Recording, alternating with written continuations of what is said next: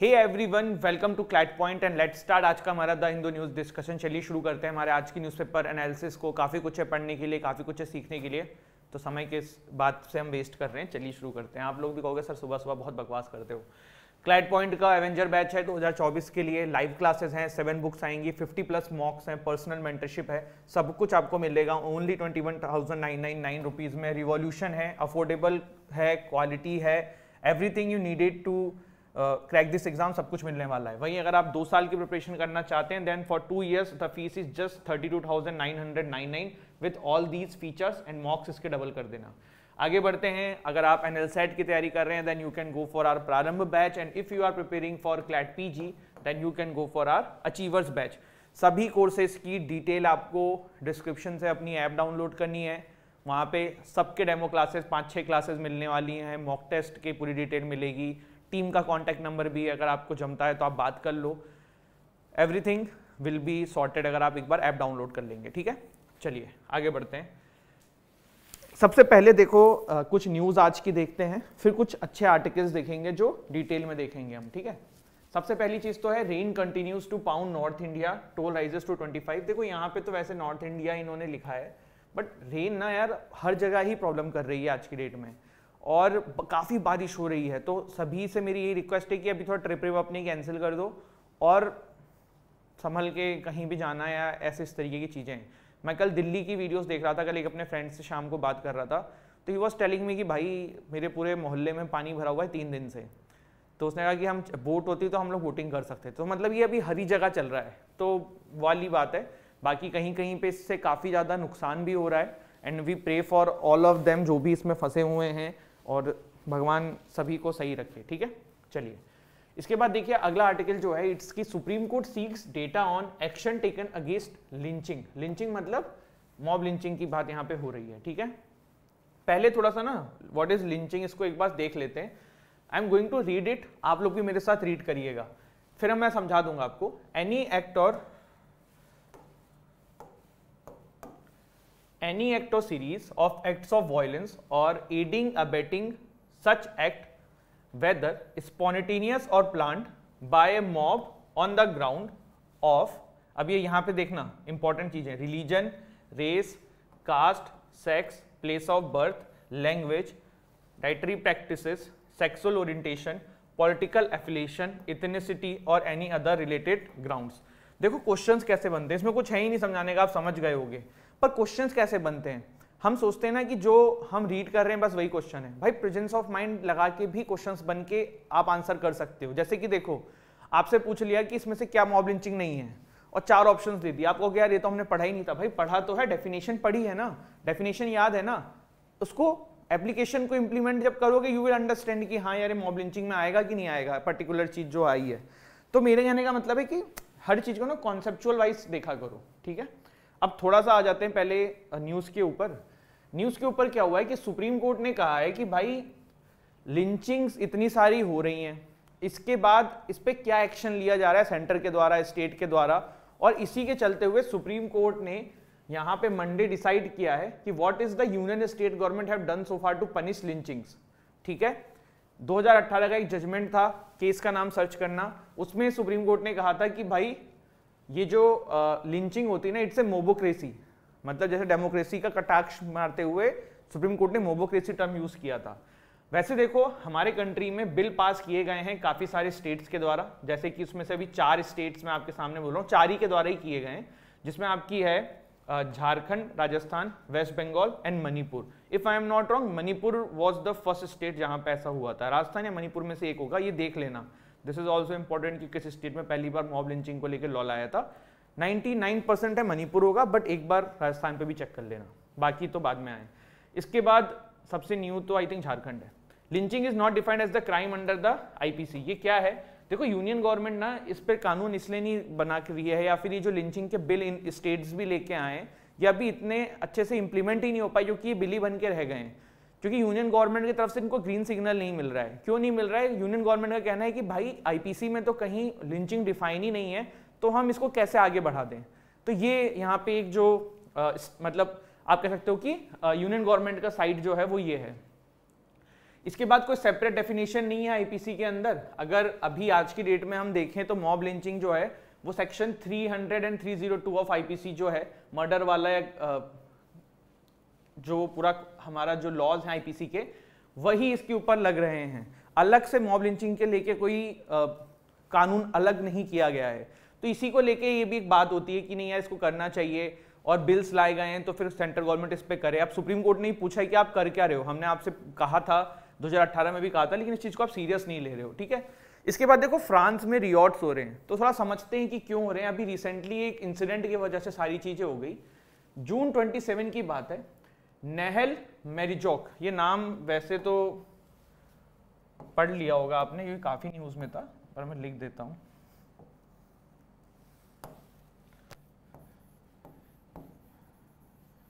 Nehal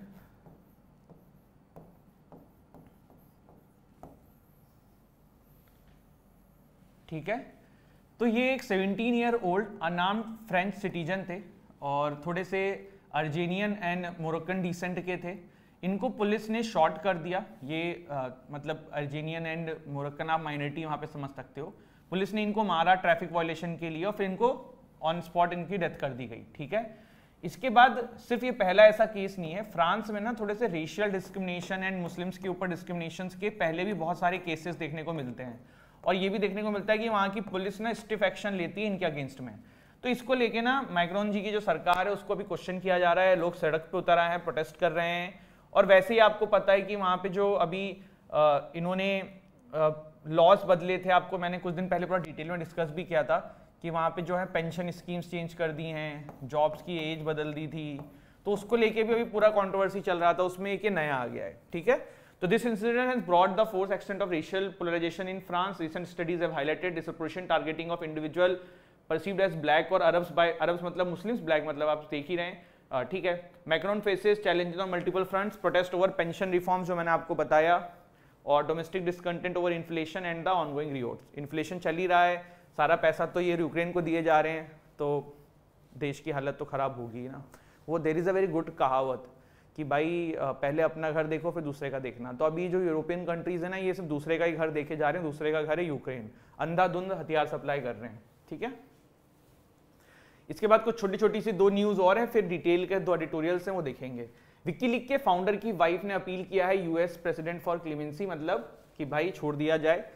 Stella Morris Assange, wife of WikiLeaks founder Julian Assange, is petitioning the British government decision to extradite him to the US and has appeal clemency from the US president, मतलब जो इनके husband है उनको छोड़ दिया जाए। देखो WikiLeaks क्या है, इसको विकिपीडिया से कंफर्म मत कर लेना।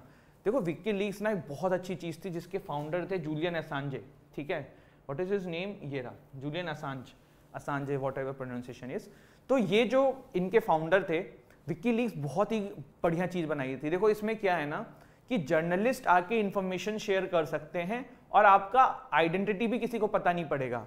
आपने पनामा पेपर लीक्स का नाम सुना होगा, जिसमें शायद अमिताभ बच्चन जी या किसी का भी नाम आया था इंडिया से। बड़े बड़े लोगों को इन्होंने एक्सपोज किया है। यूएस की मिलिट्री जो है बहुत सारे ऐसे ऑपरेशंस चलाती थी जहाँ पे ह्यूमन राइट वायलेशन होता था, वो सारी चीज़ें इन्होंने पब्लिक में कर दी थी, इसीलिए इनके पीछे यूएस की सरकार पड़ गई थी। और ऐसे इन्होंने बहुत सारे जगहों पे अलग उथल पुथल मचाई हुई है, काफ़ी सारी सीक्रेट इन्फॉर्मेशन पब्लिक में करके। मतलब इस वेबसाइट पे कोई किसी इंडिविजुअल ने करी होगी, बट वो चीज़ पब्लिक नहीं होती है। तो वो इंडिविजुअल कहीं का ही बंदा हो सकता है, बस वो आता था, अपनी इन्फॉर्मेशन डालता था और वो उसका नाम जो है छुपा रहता था। तो ये विकीलीक्स था। ठीक है, Twitter rival thread surpass 100 million users in less than 5 days. अगर आप भी इन 100 मिलियन यूजर्स में से एक हैं तो बेटा बिल्कुल गलत रास्ते पे जा रहे हो, समय नहीं है ये सब करने का, पढ़ाई कर लो। मस्क या जकरबर्ग जीतेगा, आपको कुछ नहीं मिलना है। वो भाई वो लोग बहुत अमीर हैं, उनसे कोई मतलब ही नहीं है। आप अपना देखो अभी क्या कर रहे हो, तो ये सब चक्करों में अभी मत फंसो। ठीक है, चलो कल देखो ना 2 एडिटोरियल्स आए थे, एक आया था करेंसी वॉर का और एक आया था वर्ल्ड ट्रेड ऑर्गेनाइजेशन का द हिंदू में। ये दोनों एडिटोरियल कल डिस्कस मैंने इसलिए नहीं किए थे क्योंकि मैंने आर्टिकल्स इतने डिटेल में उसको पढ़ा भी नहीं था, दूसरा कि इतनी इंपॉर्टेंट इन्फॉर्मेशन हिंदू में नहीं थी। फिर और भी पेपर्स में से कलेक्शन करके अब आपको पढ़ाने लायक कुछ निकाला है मैंने, तो वो आप लोग नोट कर सकते हैं चाहें तो। ठीक है, तो देखो वैसे तो मैं आपको एक बार बताऊं, कभी कभी क्या होता है ना, हर टॉपिक में नोट्स बनाने की जरूरत नहीं होती है। अगर आप इसको समझ भी लोगे ना और इस पे क्वेश्चंस आएगा तो आप कर लोगे एग्जाम में, ये मेरी उम्मीद है आप लोगों से, अगर आप सुन भी लोगे ढंग से। तो इसको समझते हैं, करेंसी वॉर्स अभी क्या हो रहा है रिसेंट में, आप देख ही सकते हो, आपको यहीं से समझ में आ गया होगा। डॉलर वर्सेज युआन की बात हो रही है। चाइना की करेंसी क्या है? युआन। यूएस की करेंसी क्या है? डॉलर। पहले तो हम ये समझते हैं कि डॉलर इतनी पॉपुलर क्यों है। आज की डेट में विश्व की सबसे पॉपुलर करेंसी कौन सी है? डॉलर। आज की डेट में विश्व में सबसे ज्यादा यूज करी जाने वाली करेंसी कौन सी है? डॉलर। But why? चलो समझते हैं। सबसे पहले देखो, ट्रस्ट ऑन डॉलर बहुत ज्यादा है, क्योंकि ये आज से नहीं है। हम जब से, मेरे को तो याद है कि जब से मेरे को चीजें समझ में आने लगी, मुझे समझ में आया कि भाई डॉलर ही है जो पूरे विश्व में चलता है, डॉलर सुप्रीम है। तो एक लीगेसी आ रही है इतने समय से चलते हुए, तो वो है।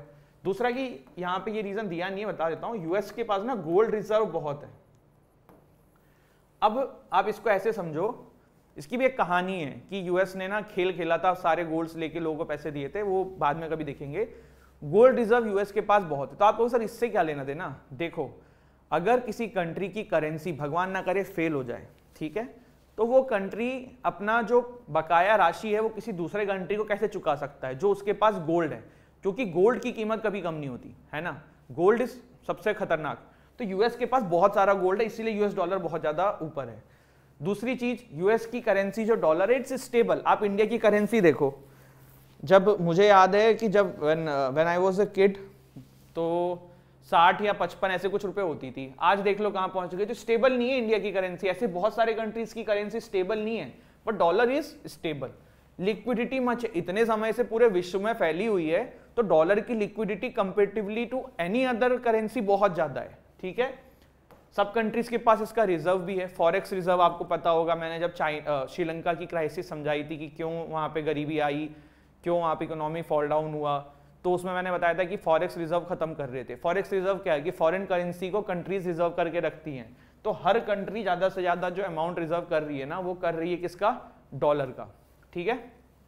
अब देखो, रशिया यूक्रेन क्राइसिस हुई, इसमें कोई चीज हो गई। क्या हुई? रशिया यूक्रेन क्राइसिस में ना सभी कंट्री को एक बात समझ में आ गई कि भाई यूएस ना डॉलर के नाम पे उड़ता है। क्या करता है? उड़ता है। आई थिंक ये हिंदी सही लिखी होगी मैंने। कैसे उड़ता है इसको समझते हैं। रशिया का यूक्रेन से वॉर था, यूएस का कोई लेना देना नहीं था। यूएस ने रशिया पे सैंक्शन लगा दिए कि तुम डॉलर में ट्रेड नहीं कर सकते हो। मतलब अब ऐसी कंट्रीज का क्या होगा जो यूएस डॉलर पे डिपेंडेंट हैं, और कल को यूएस जो है उनसे कह दे कि तुम्हारा काम खत्म। आप इसको एक और एग्जांपल ले लो, भगवान ना करे कल को इंडिया का किसी कंट्री के साथ वॉर हो जाए और वो कंट्री यूएस की क्लोज है, इंडिया के ऊपर यूएस कहते कि भाई डॉलर का अब तुम डॉलर यूज नहीं कर सकते हो। भारतीय कंट्री इंडिया जो है वो डॉलर के बिना ट्रेड कैसे करेगी? क्योंकि दूसरी कंट्रीज डॉलर के अलावा कुछ लेती ही नहीं है, क्योंकि पूरे वर्ल्ड में डिपेंडेंसी किस चीज की है? डॉलर की। तो इसीलिए यूएस जो है वो उड़ता रहता है। अब रिसेंटली क्या हुआ, न्यूसेन करके कंपनी है अर्जेंटीना की, ये बिल्कुल रिसेंट अपडेट्स हैं, इन्होंने डिसाइड किया कि भाई हम चाइना के साथ ना युआन में ट्रेड करेंगे। अर्जेंटीना की आई थिंक पीसो है करेंसी। तो न्यूसेन करके अर्जेंटीना कंपनी है, ये चाइना के साथ युआन में ट्रेड करने के लिए तैयार हो गई है। ब्राजील ने भी रिसेंटली अलाउ कर दिया है कि हम चाइना के साथ युआन में ट्रेड करेंगे। ये दोनों साउथ अमेरिकन कंट्रीज हैं। साउथ अमेरिकन कंट्रीज मतलब they are close to US, they are मतलब even they are doing it, तो फिर बाकी कंट्रीज क्यों नहीं करेगी? ये क्यों कर रहे हैं? देखो, डॉलर की कीमत ज्यादा है कंपेयर टू देयर करेंसीज, तो वो उतना अफोर्ड नहीं कर पाते, युआन उनके लिए इजी पड़ता है, वो लोग कर रहे हैं। तो इसीलिए युआन धीरे धीरे बाकी कंट्रीज को ही पसंद आ रहा है। इसके अलावा देखो, सिर्फ यही कंट्रीज नहीं है, रशिया यूक्रेन हुआ, रशिया पे सैंक्शन लगाई कि भैया तुम जो है डॉलर यूज नहीं कर सकते हो, तो रशिया पहले 2-4 दिन इधर उधर भागा, बहुत परेशान हुआ। पर चाइना इसका बहुत ही क्लोज मित्र है, चाइना के साथ बहुत सारा व्यापार है। रशिया चाइना ने डिसाइड किया हम युआन में कर लेंगे। किस में कर लेंगे? युआन में कर लेंगे। तो रशिया चाइना के साथ जो है वो युआन में कर रहा है। इंडिया भी रशिया के साथ युआन में कर रहा है। देखो, आपको याद होगा कि जब हम अभी रशिया से काफी सारा ऑयल इंपोर्ट कर रहे हैं क्योंकि हमें सस्ता मिल रहा है, ठीक है। बात ये हुई कि डॉलर में पे नहीं कर सकते हो रशिया को, तो रूबल में करो। रूबल में इंडिया ने कहा भाई हमारे पास है नहीं इतने, हम कैसे करेंगे? तब इंडिया ने कहा हम रुपए में कर देते हैं, तो रशिया ने कहा भाई हम रुपए का क्या करेंगे, वर्ल्ड में तो ज्यादा कोई लेता नहीं है रुपए, अब हमें युआन में कर दो। तो इंडिया ने ना युआन में करना शुरू कर दिया है। पर यहाँ पे ना एडिटोरियल में राइटर ने भी क्रिटिसाइज किया था, और ये मेरी तरफ से भी एक पॉइंट है कि इंडिया का ये स्टेप गलत भी हो सकता है, बैकफायर भी कर सकता है, क्योंकि हम चाइना की करेंसी को प्रमोट कर रहे हैं, और जिस दिन चाइना की करेंसी प्रमोट हो गई ना और डॉलर के आसपास आ गई, चाइना जो है ना फिर वो अलग लेवल पे उत्पात मचाएगा, क्योंकि China is not like US का पूरा फोकस डेवलपमेंट पे रहता था, और जरूरत पड़ने पे ही वो मिलिट्री एंड अटैक और ये सारी चीजें करते। चाइना जो है ना बीच बीच में अपना वर्चस्व भी दिखाता है प्लस डेवलपमेंट भी करता है। जैसे दो टाइप के लोग होते हैं ना, एक होता है सिर्फ बाहुबली, जो भाई सिर्फ लड़ाई झगड़े करे जा रहा है, कुछ नहीं करना है, सब खत्म। एक होते हैं बिजनेसमैन, जो भाई बिजनेस भी कर रहे हैं, सिर्फ बिजनेस कर रहे हैं, प्रॉपर ध्यान बिजनेस में है, लड़ाई झगड़ों में नहीं पड़ते हैं। और एक तीसरी कैटेगरी भी होती है, जो बिजनेस भी अच्छा करते हैं और बाहुबली भी होते हैं। तो चाइना इज लाइक ना, बाहुबली नहीं बोलूंगा मैं, बट वो क्लास का लड़का है जो अपनी डोमिनेंस दिखाना चाहता है। आप उसके आसपास के कंट्रीज के साथ देखो, हर किसी के साथ बॉर्डर इश्यूज हैं। तो चाइना की करेंसी अगर विश्व में ज्यादा पॉपुलर हो गई तो इंडिया के लिए बिल्कुल अच्छा नहीं है, पर India is trading with Russia in yuan, तो this is a matter of concern. तो चाइना की डिपेंडेंसी जो है वो डॉलर के ऊपर चाइना खत्म करना चाह रहा है, क्योंकि चाइना को पता है आज नहीं तो कल हम भी पंगा लेंगे यूएस से, और हम भी पंगा लेंगे तो फिर यूएस वही करेगा जो रशिया के साथ किया है, डॉलर से हमको वो कर देगा बैन कि हम ट्रेड नहीं कर सकते हैं। तो चाइना अभी से अपना अल्टरनेट युआन के थ्रू सबसे कर रहा है। प्लस एक स्विफ्ट करके सिस्टम था, अगर आपने सुना हो, जब रशिया यूक्रेन था तो उस समय हम बहुत न्यूज में आया था, कभी बाद में डिटेल में बता दूंगा। तो ये जो स्विफ्ट पेमेंट सिस्टम है ना, ये बेसिकली वर्ल्ड में countries to countries payment transfer में यूज होता है, ऐसे समझ लो बस लेमन लैंग्वेज में। इसके बिना पेमेंट ट्रांसफर नहीं हो पाएगी, तो इसका भी चाइना रिप्लेसमेंट बना रहा है। ठीक है, तो ये था ये करेंसी वॉर। तो आप ये कह सकते हो कि पहली करेंसी वॉर जो है चाइना जो है वो जीत गई है यूएस से। इसके बाद देखो अगला आर्टिकल कल एक आया था, restoring the World Trade Organization. ये बहुत इंपॉर्टेंट आर्टिकल है डब्ल्यूटीओ से, ये पूरा आपके नोट्स में भी जाना चाहिए। ठीक है, डब्ल्यूटीओ जो है वो 1 जनवरी 1995 को फाउंड हुई थी, इसका हेडक्वार्टर है जेनेवा स्विट्जरलैंड में। डब्ल्यूटीओ को बनाया क्यों गया था? बिल्कुल इसलिए बनाया गया था कि वर्ल्ड में कंट्रीज जो हैं वो एक दूसरे के साथ ट्रेड अच्छे से कर सकें, सामंजस्य बना के रखें, और अगर उनके बीच में कोई डिस्प्यूट आता है तो फिर यहां पे आके वो लोग उसको रिजॉल्व करा सकें। ठीक है, अब इसको समझते हैं। डब्ल्यूटीओ एस्टेब्लिश हुई थी 1995 में। इसकी एक बॉडी है जिसका नाम है डिस्प्यूट सेटलमेंट मैकेनिज्म। क्या बोलते हैं? देखो डब्ल्यूटीओ में मान लो इंडिया है और चाइना है, दोनों के बीच में कोई डिस्प्यूट आया तो ये लोग कहां जाएंगे? डब्ल्यूटीओ में जाएंगे ट्रेड से रिलेटेड डिस्प्यूट को सॉल्व कराने के लिए। तो डब्ल्यूटीओ का डिस्प्यूट जो आपका है settlement body, dispute settlement body, ये ना दो पार्ट में है, मतलब दो तरीके से यहां पे डिस्प्यूट सेटलमेंट किया जाता है। एक होती है डिस्प्यूट सेटल, मतलब बॉडी के अंदर एक पैनल होती है वो डिसाइड करती है, और दूसरा होता है अगर यहां पे चीजें समझ में नहीं आती हैं तो डिस्प्यूट एपिलेंट बॉडी। ठीक है, मैं फिर से रिपीट कर रहा हूं, डब्ल्यूटीओ के अंदर डिस्प्यूट सेटलमेंट बॉडी जो है वो दो पार्ट में डिवाइड होती है। पहला तो पैनल होता है, पैनल डिसाइड करता है, अगर वो नहीं जमता है तो फिर आप अपील करते हो, डिस्प्यूट अपीलेंट बॉडी। अब देखो हो क्या रहा है 2019 से 2019 से, कब से? 2019 से जो आपका डिस्प्यूट सेटलमेंट बॉडी है ना, इसके अंदर डब्ल्यूटीओ के कितने मेंबर्स होने चाहिए? 7 मेंबर्स। बट आज की डेट में इसमें सिर्फ 1 या 2 हैं।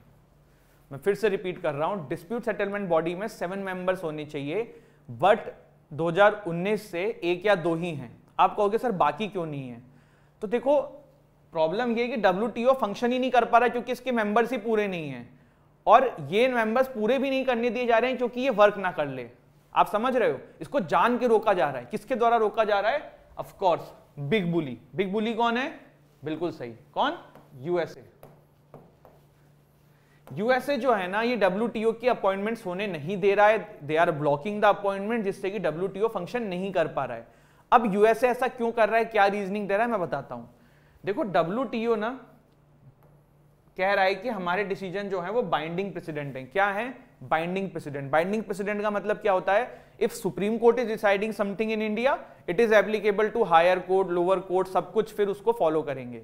ऐसे ही WTO का ये कहना है कि मान लो इंडिया एंड चाइना के बीच में डिस्प्यूट हुआ, हमने इस पे एक वर्डिक्ट दिया, ठीक है, तो कल को यूएस एंड चाइना के बीच में डिस्प्यूट होगा तो ये वर्डिक्ट इस पे भी एप्लीकेबल होगा। यूएसए कह रहा है कि भाई तुम बिना मतलब के दादा बनने जा रहे हो, तुमने उनके मामले में जो डिसीजन दिया ठीक है, अब हमारे में फिर से देखो, तुम वो क्यों बाइंडिंग कर रहे हो। तो ये चीज यूएस का कंसर्न है और इसीलिए यूएस कह रहा है कि हम भैया इसमें इनको नए लोगों को आने नहीं देंगे। तो यहाँ पे ये चीज है कि जो WTO का कहना है कि हमने जो डिसीजन दिया it is implemented, it is binding to all members of 164 countries जितने भी यूएन में हैं। लेकिन यूएस इसके लिए यही बात कह रहा है कि तुम दादा क्यों बन रहे हो, ठीक है। यूएस कह रहा है कि you are doing jurisdiction violation. तो ये यहाँ पे कहानी है जिस वजह से यूएस इसको WTO में 7 मेंबर्स की सीट्स फुल नहीं होने दे रहा है। 1 या 2 ही हैं, आई थिंक 2 हैं अभी, ठीक है। अब इसमें ये तो देखिए यूएस का दिखाने वाला होता है ना, हाथी के दांत दिखाने के और खाने के और, तो ये तो यूएस दिखाने के लिए बोल रहा है, बट एक्चुअल रीजन क्या है बताता हूँ। देखो यूएस ने ना खूब ट्रेड करा है, खूब व्यापार किया है और बहुत डेवलप्ड बन चुके हैं। अब डेवलपिंग कंट्रीज को प्रॉब्लम्स होती हैं तो वो जाते हैं WTO में। दूसरी चीज चाइना जो है, China comparatively to the US ना WTO में ज्यादा केसेस जीतेगा, क्योंकि ट्रेड के अंदर यूएस थोड़े से 2 पहलुओं पे चलता है, तो चाइना को फायदा ज्यादा मिलेगा WTO में। इसीलिए मेन रीजन है यूएस जो है वो WTO को फंक्शनिंग नहीं करने दे रहा है और अपनी मनमानी चला रहा है। यूएस ये चाह रहा है कि भाई सब हमने कर लिया डेवलपमेंट, बाकियों को नहीं करने देंगे, तो वो वाला सीन है। तो इसीलिए WTO अभी जो है ठंडे बस्ते में जा चुका है। एंड दिस इज इट, ये था हमारा आज का सेशन एंड आई होप आपको अच्छा लगा हो। And please put your effort in studies. अभी सुबह सुबह जो है मैंने ब्लिंकिट से कुछ ऑर्डर मंगाया था, तो एक इंसिडेंट ऐसा दिखा मुझे तो फिर I felt very bad about it.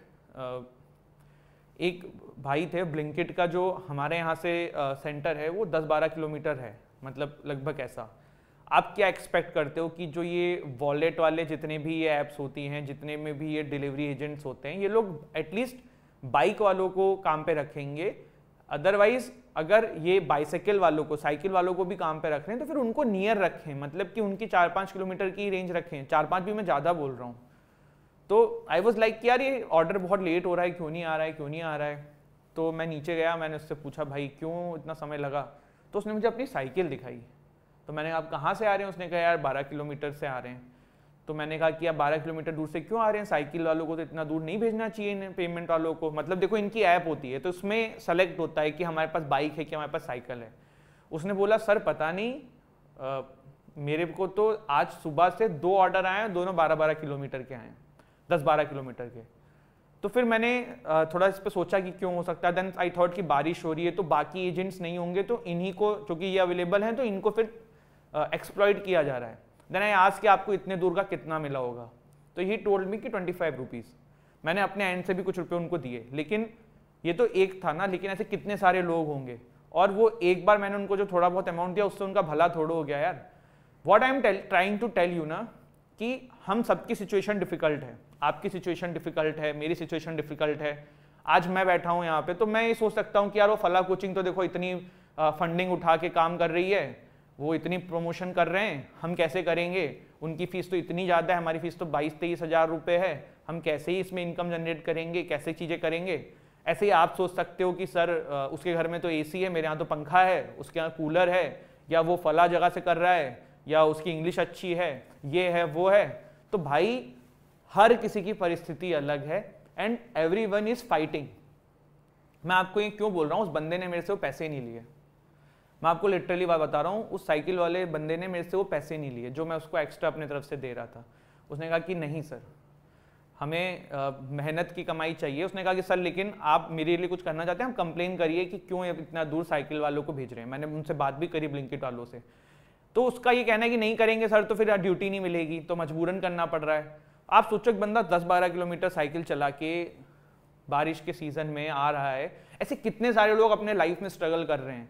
और अगर आप ये फील कर रहे हो ना कि आपकी पोजीशन उनसे तो बेटर है ना, तो फिर आप सोचो कि बहुत आगे हो आप।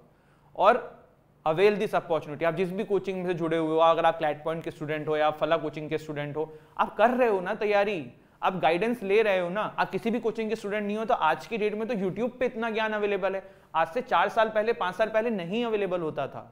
लिटरली मैं आपको बता रहा हूं, आज की डेट में जो फैसिलिटीज फ्री ऑफ कॉस्ट भी अवेलेबल है ना, पहले वो पेमेंट के बाद भी अवेलेबल नहीं होती थी। आप ऐसा एक एग्जांपल ले लो, टेलीग्राम पे सारे मॉक्स अवेलेबल हैं, हर कोचिंग के मॉक्स अवेलेबल हैं, इतने सारे टेलीग्राम के चैनल हैं। पहले आप पैसे देते थे तब भी आपको इस लेवल के मॉक्स नहीं मिलते थे, पहले दूसरे दिन मॉक्स मिलने लग जाते हैं पैटर्न चेंज होते सी। तो चीजें चेंज हो रही हैं, आपके लिए हो रही हैं, but you need to work hard about it. Otherwise आप नहीं करोगे, कोई और करके आगे निकल जाएगा, आप वहीं के वहीं रह जाओगे। और इसमें मैं बिल्कुल बायस नहीं हो रहा हूं कि जो हमारे स्टूडेंट्स हैं कोचिंग के, उनके लिए, सबके लिए कह रहा हूं भाई। आप जहां भी हो, जिस भी तरीके से हो, ये मान के चलो कि आपसे भी बुरी कंडीशन में बहुत लोग हैं। तो नेवर थिंक कि मेरे साथ ही बुरा क्यों हो रहा है, मेरे साथ ही क्यों है, मैं अंबानी का बेटा क्यों नहीं हूं, मैं अंबानी की बेटी क्यों नहीं हूं। बहुत बार ऐसे थॉट्स आते हैं, मेरे भी जमाने में मुझे आए होंगे। But Ambani in the sense, ये एक छोटी सी बात बता रहा हूं, किसी और का, कोई रिच हो सकता है तो उसके लाइफ में कोई और प्रॉब्लम हो सकती है, किसी की पेरेंटहुड की प्रॉब्लम हो सकती है, किसी का फैमिली क्राइसिस हो सकता है, किसी का बॉयफ्रेंड गर्लफ्रेंड क्राइसिस हो सकता है, किसी का फाइनेंशियल क्राइसिस हो सकता है। फाइनेंशियल क्राइसिस हम ज्यादा इसलिए बोलते हैं क्योंकि ये ज्यादा देखने को मिलता है। तो जो भी क्राइसिस में हो ना, इससे निकलना आप ही को पड़ेगा, कोई और नहीं निकालेगा। और सब चीज का एक ही दवा है, वो ये है कि इधर 6-7 महीने अच्छे से पढ़ो, गो इन ए गुड कॉलेज, अच्छे से वहां डिग्री लो, अच्छे से सिलेक्शन लो, आगे जाओगे।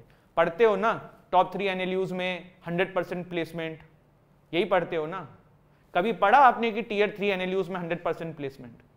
कभी आपने पढ़ा कि टियर 3 NLUs में 10% प्लेसमेंट?